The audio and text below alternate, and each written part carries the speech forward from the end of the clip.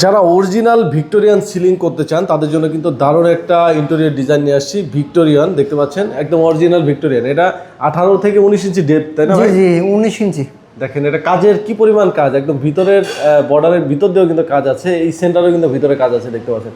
White এবং golden কম্বিনেশনে করা। ভাই এগুলো প্রাইস কেমন, খরচ কেমন যদি ভাই প্রাইসটা হলো 350 টাকা ভাই। 350 টাকা পার স্কয়ার ফিট। যেহেতু এটা ভিক্টোরিয়ান সিলিং করতে অনেক সময় লাগে। হ্যাঁ এখানেও কিন্তু ভিক্টোরিয়ান সিলিং করা আছে এবং পাশাপাশি ওই জায়গায় যদি যাই, এছাড়াও যদি জিপসাম কম খরচে করতে চাই, প্লেন সিলিং বা যে কোনো সিলিং, সেটাও তো ভাই হ্যাঁ অল্প খরচে করা সম্ভব। প্লেন ডিজাইন যদি করতে চায় তাহলে 250 টাকা করা সম্ভব ভাই। কালার সহ 250 টাকা করা যাবে। হ্যাঁ কালার সহ ভাই। আচ্ছা, আর এগুলো গ্যারান্টি ওয়ারেন্টি কি থাকতেছে ভাই? ভাই গ্যারান্টি ভাই 50 বছর ভাই।